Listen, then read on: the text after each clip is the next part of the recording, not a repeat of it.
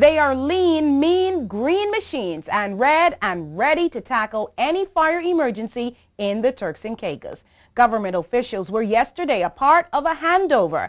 Angie Toussaint was there. She explains the colors and has news on an early morning fire in Provo.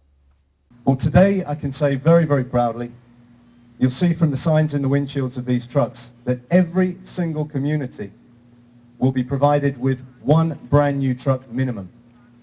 In addition to that, we have made sure that the best of the old trucks have been reconditioned, remanufactured, and that system will continue so that every community has at least double the number of trucks they need. That being said, if a truck goes down, guess what? We have a reserve. And the pledge now is that no airport will close as a result of fire trucks being down. And that is a massive improvement.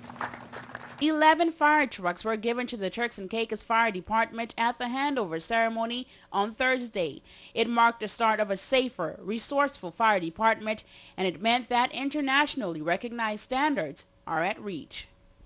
We invested in tremendous sealing qualities on these vehicles. We made sure that they were designed for my staff to be able to use, that they weren't too complicated, that they weren't too delicate, that they're rugged and tough and they will last. So that whoever the chief fire officer is in future, he or she is not standing here going cap in hand asking for another $3 million to replace the fleet. $3 million of surplus was spent on this new initiative, and as government continued to modernize its resources, they were also told of the requirement needed in order to accept flights like American Airlines, in order to fight large fires in the communities, and in order to assist in life-saving rescues. These new equipment would be needed. These are the first things, in a way, that people will see when they arrive, either in Provo or in any of the other islands. And I think that is, in a way, a great symbol of a welcome to the Turks and Caicos Islands. You are welcome as a visitor and you are welcome as a resident. You know that the government has, first and foremost, as a priority, your safety and the ability of the authorities to deal with any incident that may arise. Honorable Gamble Williams, Minister of Home Affairs, relayed to the crowd that improving the standards of the fire department comes from a long list of stipulations required to establish a better and secure TCI.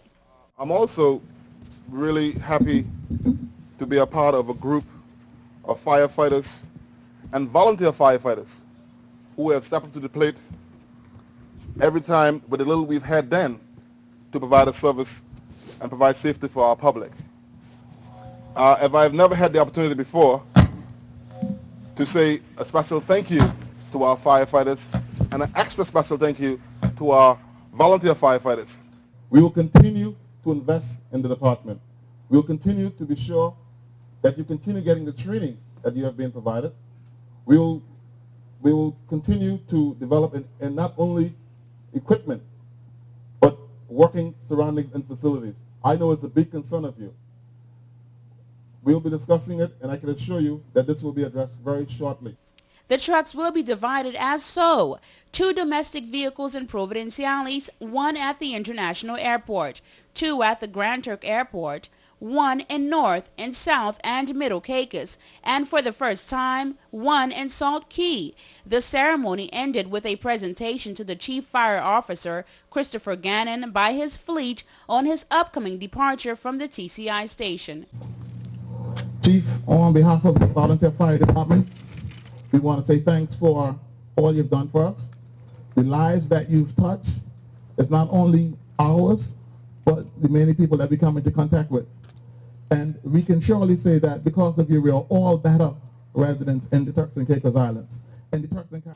And hours later, less than 24 hours to be exact, a domestic fire occurred in Providenciales behind the Butterfield Square Plaza. The blaze occurred in the early morning hours of Friday, and it put the new trucks to the test. According to the fire department, the blaze began allegedly as a result of old plastics and wires left on a construction site. Officials also tell WIV4 that the fire was confined quickly so that no damage was done to any surrounding buildings and that no one was hurt in the Friday morning blaze. For WIV4 News, I'm Angie Toussaint.